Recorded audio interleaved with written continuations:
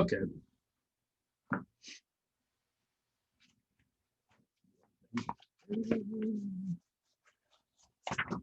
Another 10, 15 minutes, I'll be ready to go. Okay, here we go. So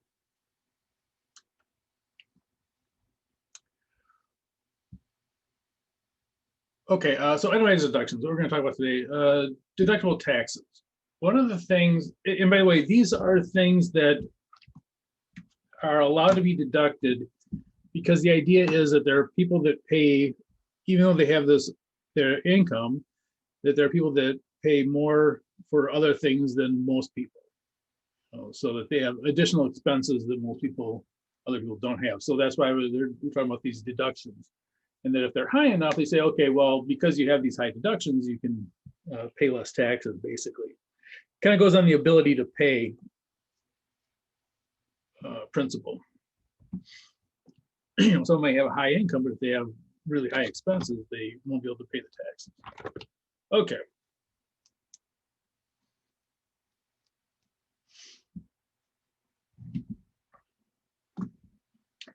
All right, personal property taxes. Local real estate taxes, foreign taxes. So these are all taxes that are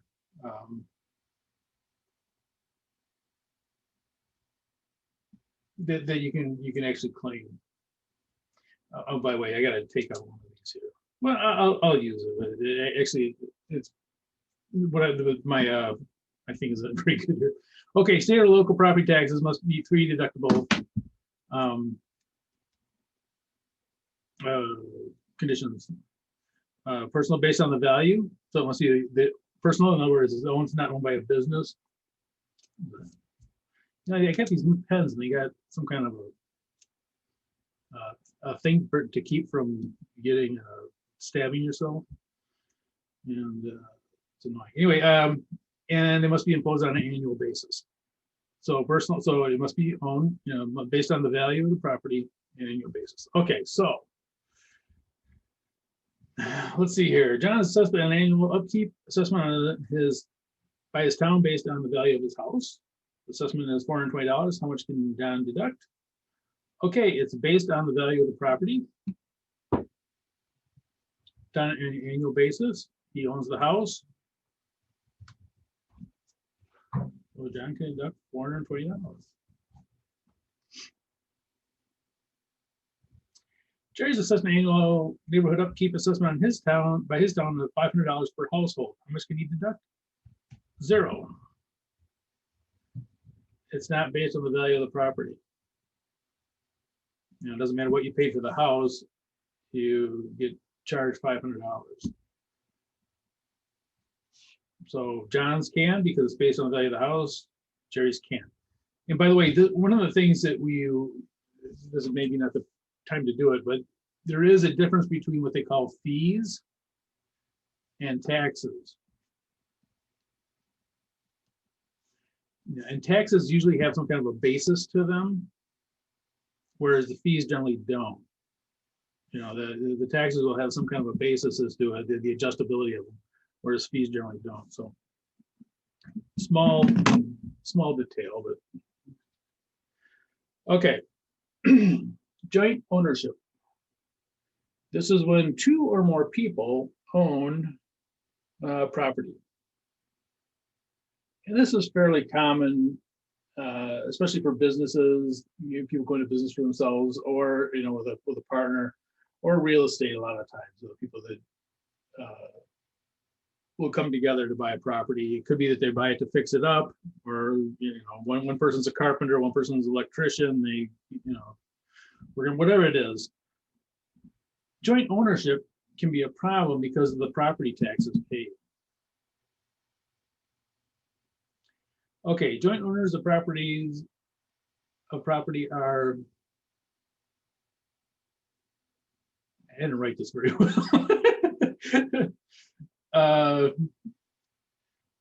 Jointly and severally liable for property taxes means that the owners are liable for all the liabilities of the property. Okay, so, you know, if you have 2 people and one of them owns 20% and one of them owns 80%, they're both liable for the taxes. So this person that owns 20% is just as liable as this person. Because they're liable, whoever pays the taxes gets the deduction because they're paying a liability of their own. This is their own liability that they're paying.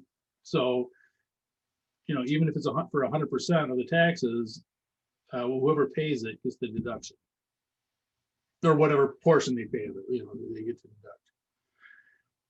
Now, some states, this is what the rule in Illinois. So in Illinois, if you have two people that own a house, they're both liable for the property taxes. If they're in a state where it is not jointly and severally liable for property taxes, only their portion is. So you'll get to deduct only your proportion. So if there's two people and it's 20 and 80%. Well, they can only each deduct their portion of it, regardless of who pays it. Why? Because this person is only liable for 20%. This person is only liable for 80%. So they can only deduct that which they are liable for. Up here, they're both liable for 100%. Either one of them. Down here, it's separated out.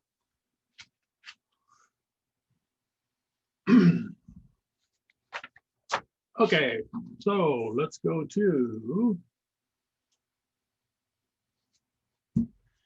Amy and Kathy own property together. Is my mic unmuted? Yeah, I think it is. Okay. I thought I better check.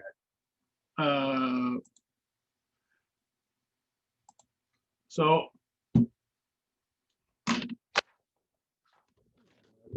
hey, I found my markers, by the way. When I moved downstairs, I lost them somewhere. Put them in the box. Okay.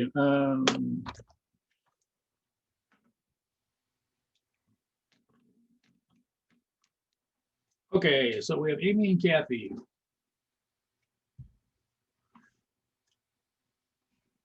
Amy owns 10%. And Kathy owns 90%.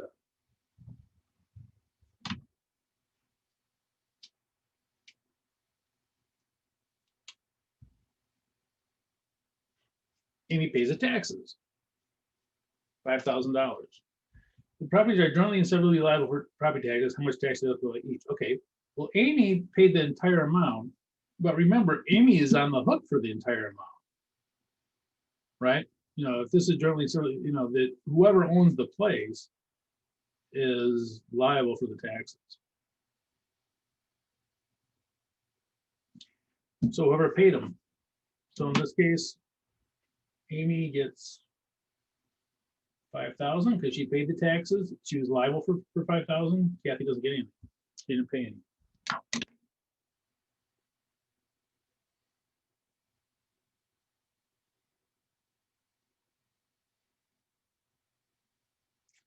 Now, come down here. The owners are not jointly and severally. So this is if they are not. They're only responsible for their portion of it. They can only write off their portion of it. So in this case, the property taxes that were paid, 5,000.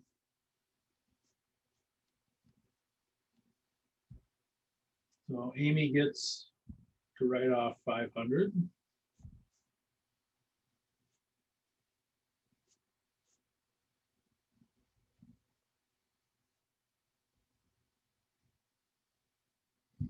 And Kathy writes off 4,500. So even though Amy paid the full amount, the full 5,000, she only gets to write off 500. Why? Because that's all she was liable for. She was only on the hook for 500, so that's what she can write off.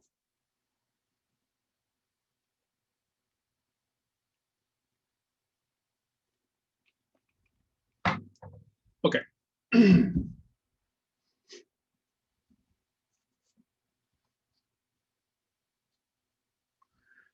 Selling a property. So you have a property and you sell it during the year. And the question is, how much of the property taxes do you get to write off? Well, it's prorated based on days. So up here it's based on ownership.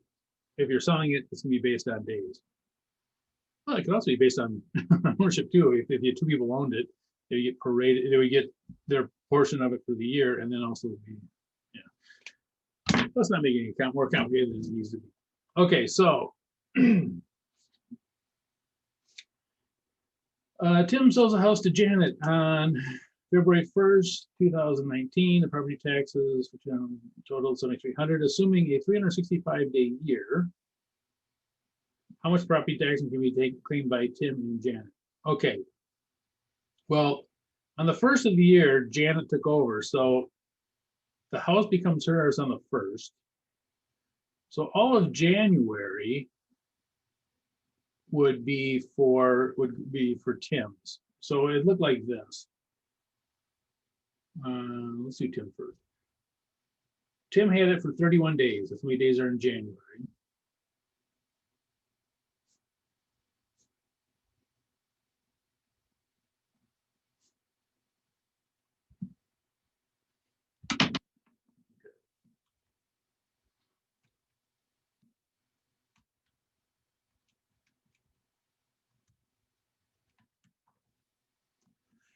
So Tim gets 620 of it.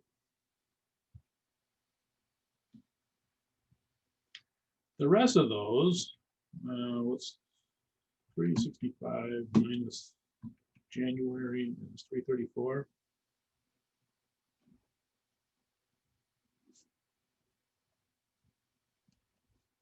Now, you don't actually have to do, you could just say 7,300 minus that, that'll be the same thing.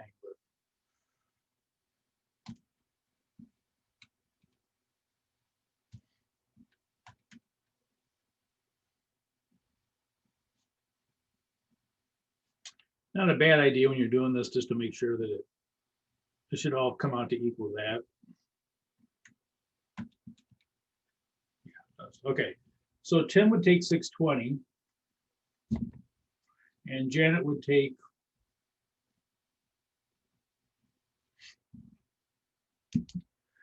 now, just so you're looking at this, and you think, oh, this is maybe this is unfair because Janet's probably the one that's going to end up paying this amount. When you go through the closing, they're going to take $620 from Tim and give it to Janet. So it's sort of like Tim is actually paying the 620 in, right on February 1st, because they're taking it out of what they're giving him and giving it to Janet. But now Janet's going to pay the whole 7,300. So, Janet's portion together. So Tim will be able to write off 620. Janet will be able to write off 6,680 for the year.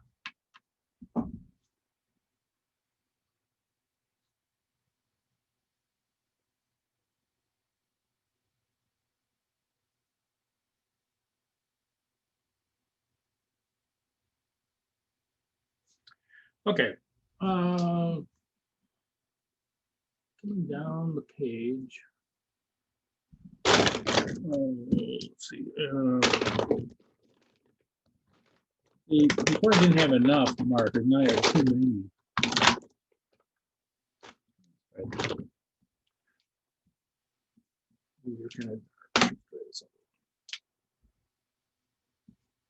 Okay. All right. Real estate property taxes are deductible in calculation of the federal taxable income, subject to the aggregate total for state and local taxes of $10,000. So anything over $10,000 is not deductible. So if your real estate taxes, if they come out to whatever, $15,000 or they're not deductible.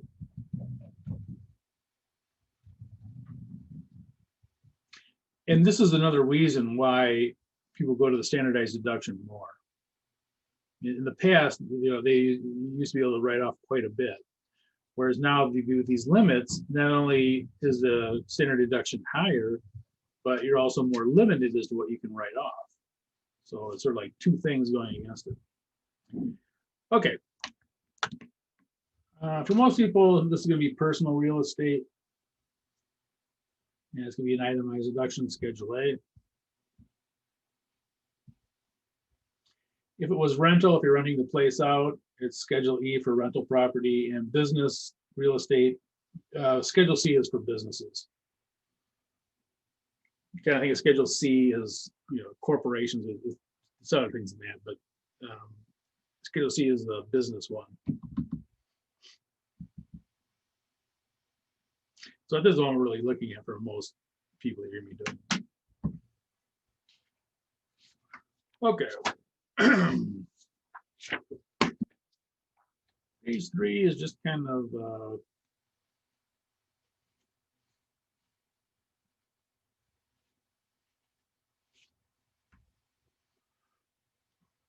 it's all blurry. Okay. State and local income taxes.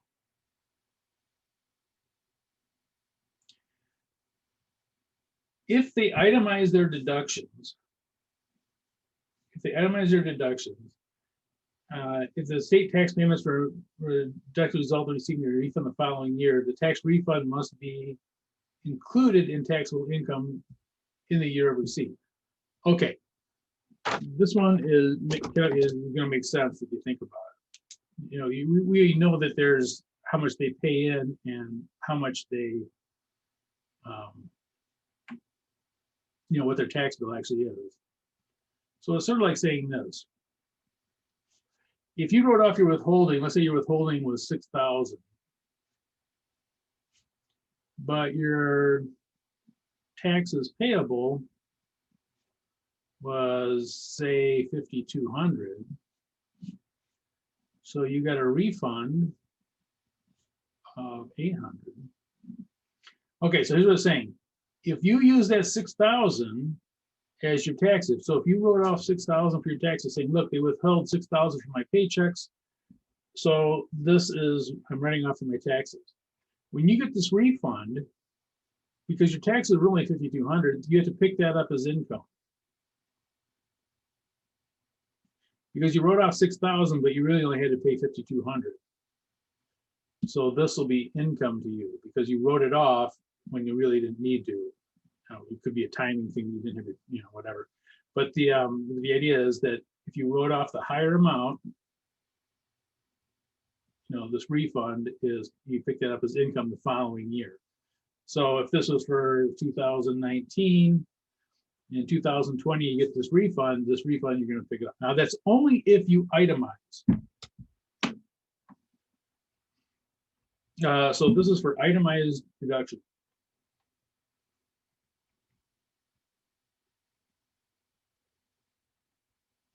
Now, if you take the standard deduction,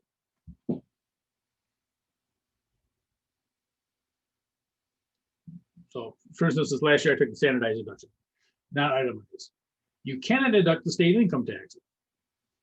You can only deduct them if you're itemizing. So if you don't deduct the state income taxes, a tax refund from the state is not taxable.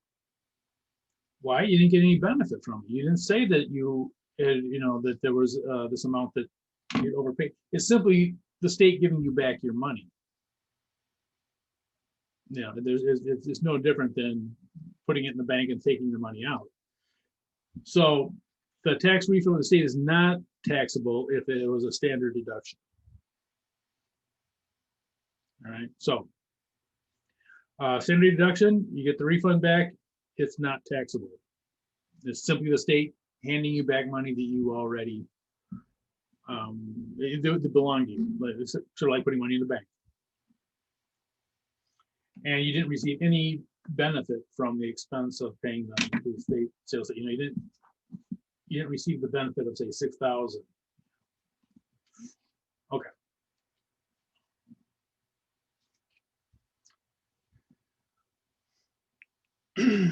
Now, this is a kind of a quirky one, but it's an important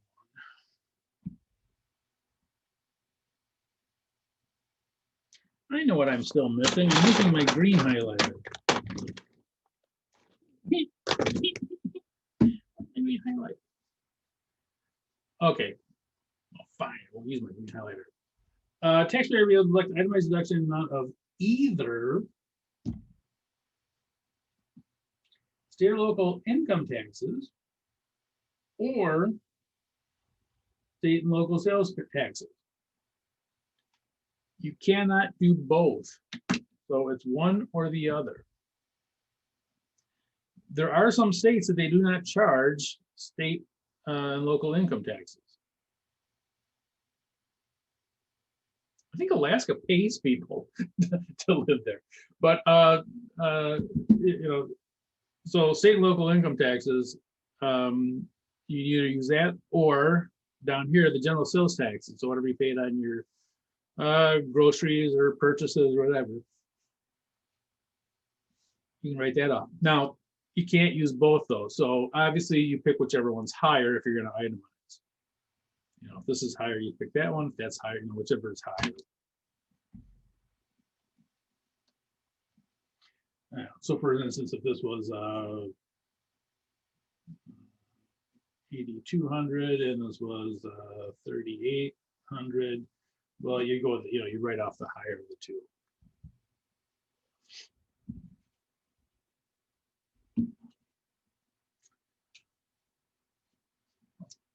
Foreign taxes, they are deductible.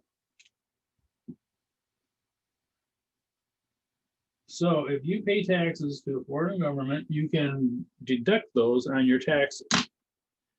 However, usually you don't. And the reason is this down here.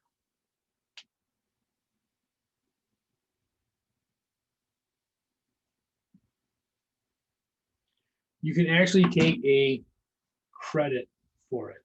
And a credit is better than a deduction because a credit comes off 1-to-1. And I'll do it over here. Let's do a little example.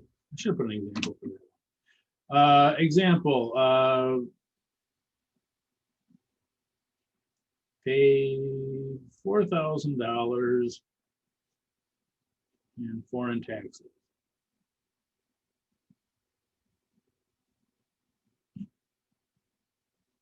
My tax rate is 30%. Okay, if I take the credit would be for the entire 4,000.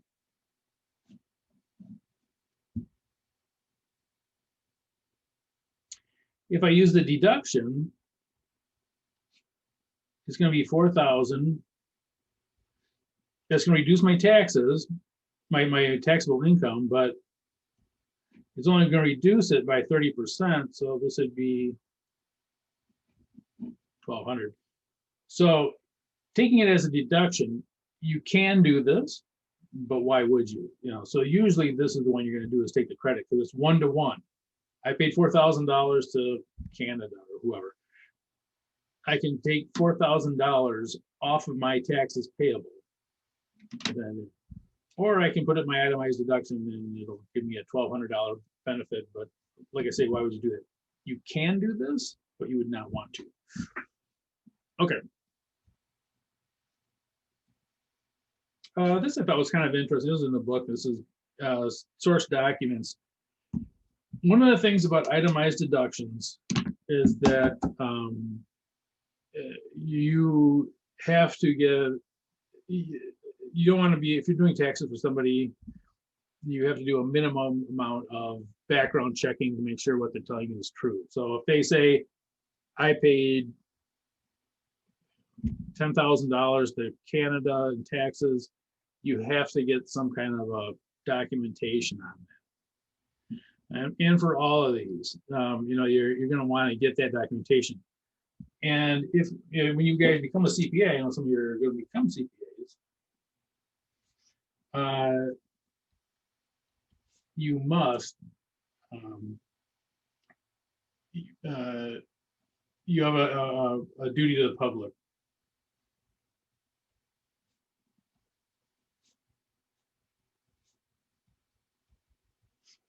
And while that might sound kind of vague or kind of strange, as a CPA, you also have the public trust in that you cannot file a fraudulent tax return on someone else's behalf because you have a duty to uphold it for the public.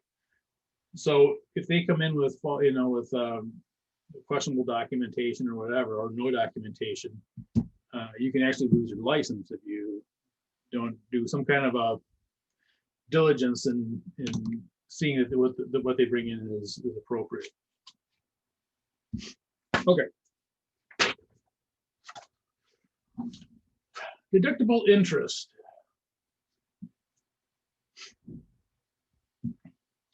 And this also changed. It used to be $1 million, up to $1 million loan, you could write off the interest. Now it's down to $750,000. Again, it's reducing those amounts of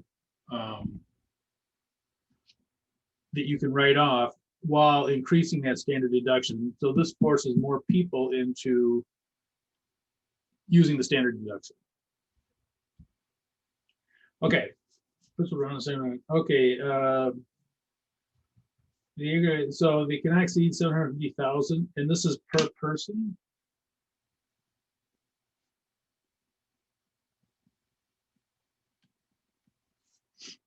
Scratch that. I said that wrong.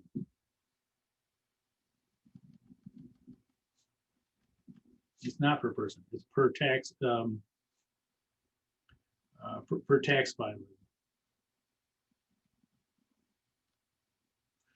So an individual can write off 750,000. A married couple can write off, who's filing jointly, can write off 750,000. So it's per filing. So notice if you have two people that are living in a house, they both get, because if they're filing two separate, if they're not married and they're filing two separate tax returns, they both can take loans of up to 750,000 and deduct that interest. So yeah, so even if it is, even if they're living in the same place, they both get it. Whereas if you're married, you only get the one. Okay. Home equity interest is only deductible if the proceeds are used to buy or improve a property.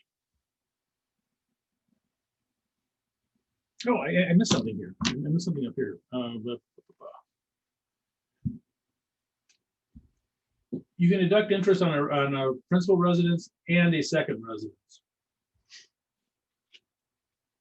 And that does not have to be your personal residence. It could be a vacation home, it could be something else.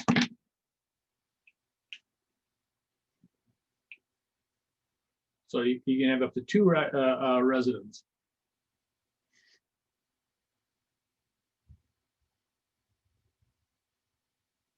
Okay. So let's go down here and see how this all works out. So Frida has a mortgage for $520,000. She borrows $300,000 on a home equity loan to buy a second property. Both loans have a 5% interest. How much principal can Frida claim for a deduction? Okay, so Frida has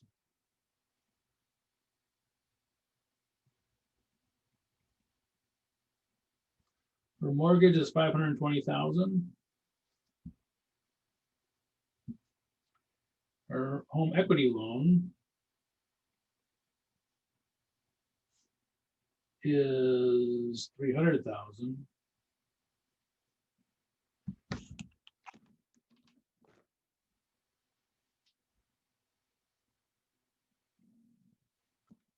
Okay, so Frida has $820,000 in loans. I should say resident loans. Now, the limit is this.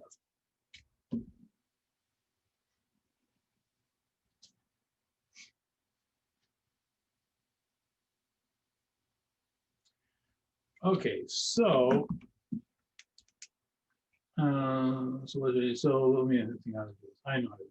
Okay, so she can claim interest on the 520,000.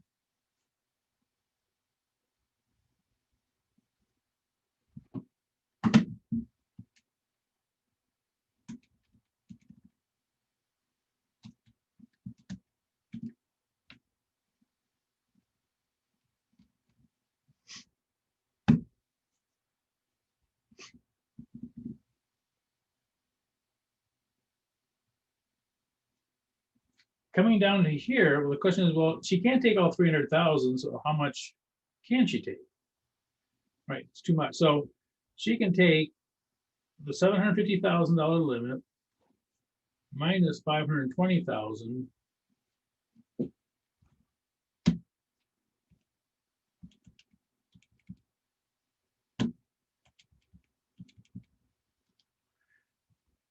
So of this $300,000 loan, only 230,000 of it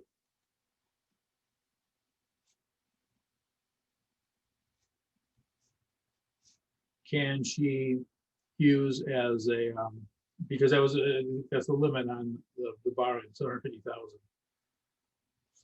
750,000. So 230,000 times 0.05.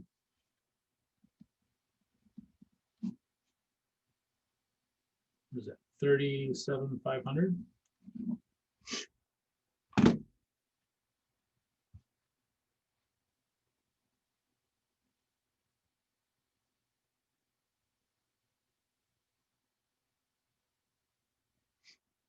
And again, can't use all the 300 because it puts you over the limit. So another way to think about it, this 820 is 70,000 over the limit. So take 70,000 off. So the most you can have for this is that. And this is fine because you write this off because she's using it to buy a second property. And again, you know, you can buy a second property. That's fine.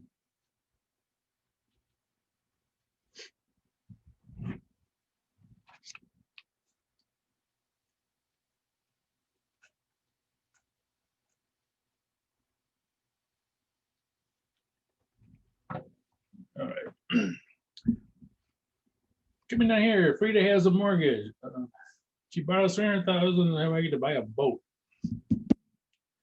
Okay, this home equity loan is not used for property or to improve property.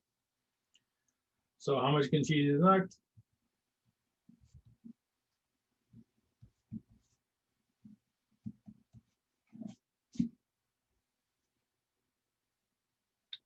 Can't use the 300,000 because it's not used for property.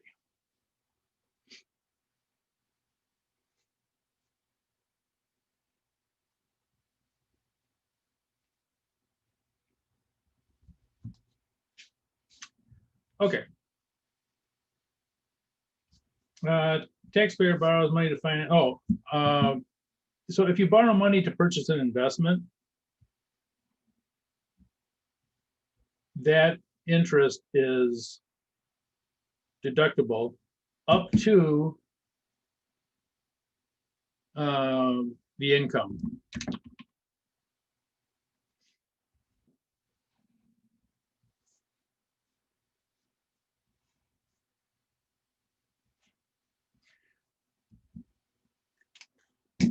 So for instance, if you had interest of,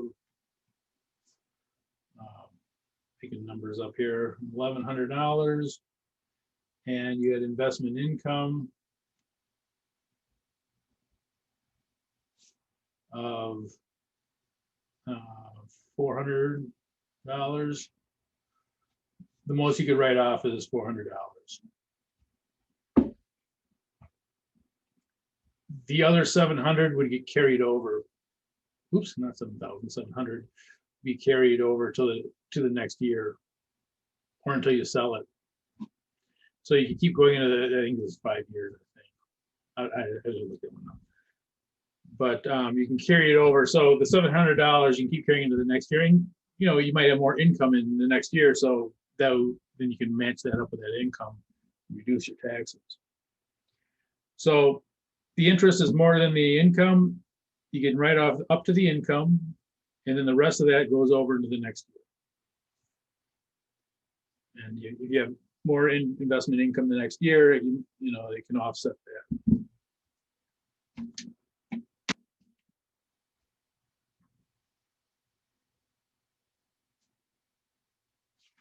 Okay.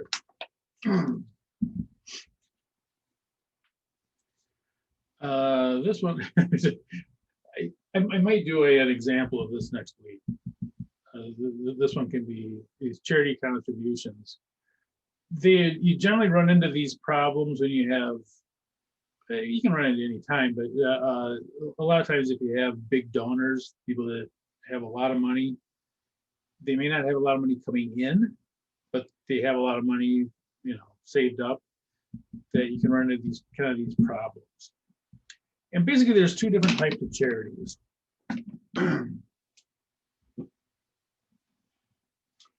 There are the 60% charities and the 30% charities. 60% charities are this is where most of your charities are. Most of them are. And the ones you think about, the churches, educational ones, you know, the normal things that you would think about as charities are going to be that 60% AGI limit on charities. Now, this AGI, that's your adjusted gross income. So, for instance, if you had income of 100,000, just say adjusted gross.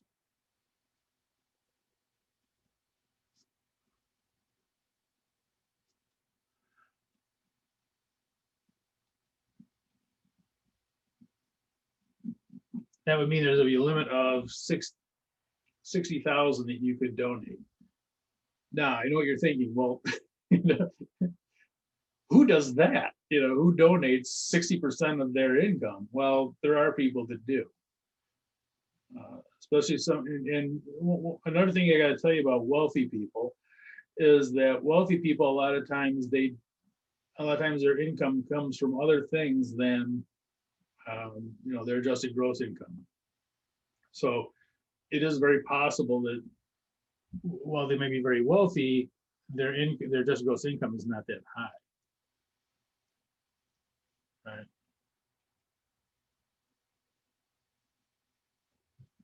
Okay, so you know the AGI limit. So they can you can donate up to 60% of it. These are, by the way, these are the new rules. The old rules are 50%. Now it's 60. If it is a capital gains property. Okay, this is another weird thing in that you could have property that is worth much more than someone paid for it. Okay, so capital gains is if they had property that they had much more, that's worth more than they paid for it. So let's say that someone has a painting,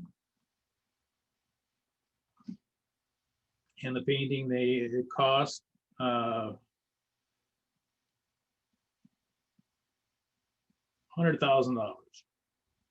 but the fair value of it might be $1 million.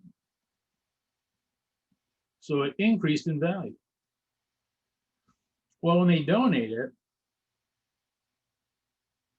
they can take the $1 million, but it's going to be limited to 30%. Why? Because they have a capital gains on it. In the past, this is how people would get out of paying taxes on stuff, is if they were going to donate something to charity, they would donate something that's appreciated quite a bit, take the fair value, and avoid paying taxes on, say, you know, 900,000 of income. If they were to sell this, they have to be taxed on 900,000. If they donate it, they get to write off $1 million on their taxes. So this capital gains property is limited to 30% of it. And the idea there is to reduce that to 30%, but also to, you know, these things that have really increased in value, is to say, okay, you cannot write off, you know, all of that. So if someone donated this and this was their income up here, they can only write off 60,000. Actually less, I'm sorry. They could write off 30,000 because it'd be at 30%. So they may donate $1 million painting, they'll get a write-off of 30,000. Again, it was kind of fix that loophole that people had of writing off huge dollar amounts to avoid capital gains taxes. Okay. So there is another way around this, though. If the taxpayer elects to reduce their fair market value, their contributed property amount of the long-term capital gain. So, okay, so they donate the painting.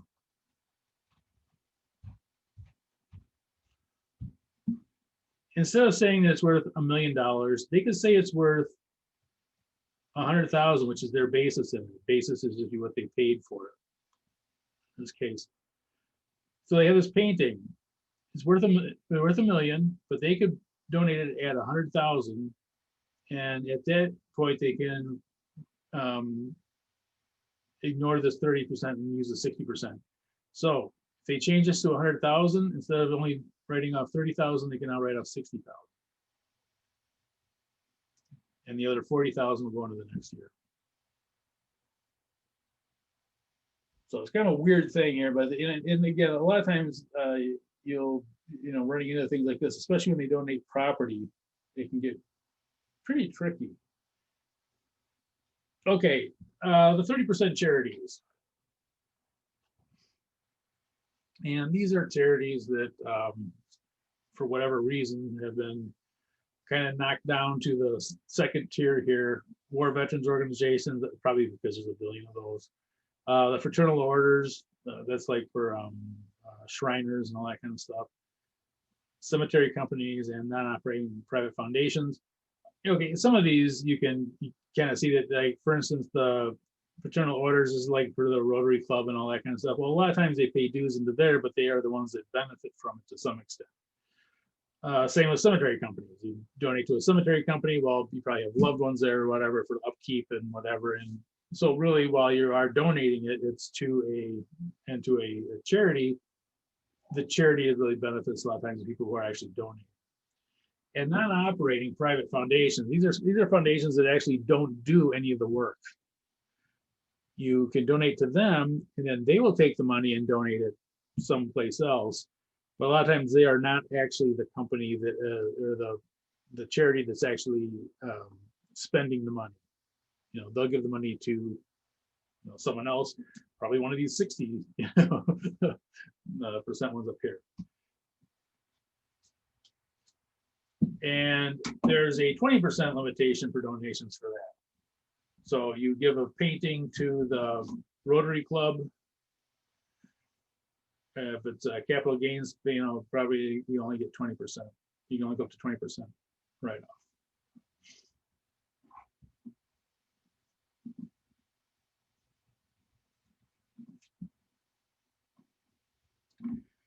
Contribution excess. So if you do, let's say you do donate something that's worth a lot of money and it goes beyond these AGI, whatever it is, it goes beyond your limitations. You can carry them forward to the next 5 tax years, subject to the 60, 30, 20, whatever the limitations were. So when you have excess, you can go to the next, and if next year you don't have any, charitable contributions, or whatever, you just keep going on with these limitations until you use it up, or 5 years it runs out. Question on that? Okay. Casualty loss. This is one that's changed quite a bit. Casualty loss are usually things like thefts and fire. Actually, probably more like fire nowadays. In the past, it used to be theft and fire. But anyway, so this is when you have a big loss. Something happens. The house burns down. In the past, you could write these off as losses, but the new rules, again, they're kind of tightening these, so it has to be attributed to a federally declared disaster area. So that really limits the amount that you can do. So if you have a house fire,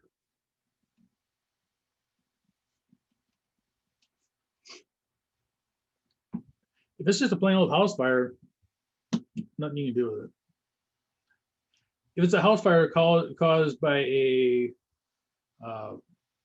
fire in a federally declared disaster area, like the big wildfires they have out in California and Colorado and all that, then it's possible to deduct that. Taxpayers must subtract any insurance amount to reimburse their losses. So in other words, if your total loss was 100,000 and your insurance paid 92,000, then your only loss is 8,000. So again, people say, well, I'll write off the 100,000. No, not if you got insurance. If you got insurance for it, then your loss is really only 8,000. So we do that. And this casualty loss reduced by $100. So every casualty loss is $100. Now, this is a casualty loss is taken as one incident. So you're in a federally declared disaster area, your house catches on fire, burns down. It isn't $100 per item, it's $100 for the total house. So, this $100 is only for each incident, not for each item. You may have hundreds of items, but this is only once. I know it sounds funny, as I almost wonder, like, why do they even do that? But I can't imagine this is that much of a moneymaker for the government. Okay, now this one down here is the tricky part, because the total losses for the year after the $100 must exceed 10% of the AGI. And Mark has an error here.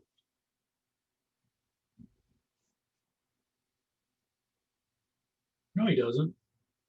Why'd you say I have an error here? Yeah.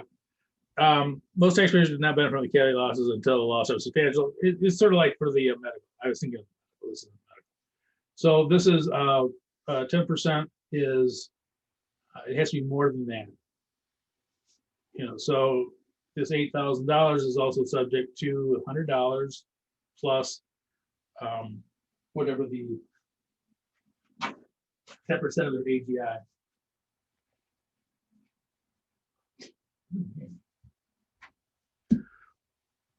Gambling losses.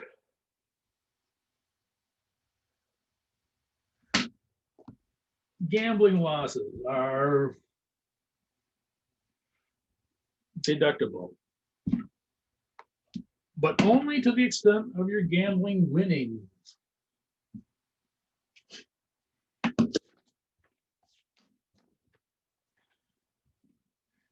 So if you have losses of, I'll give you an example of one of the guys I worked with had a brother-in-law who talked about how all this money that he won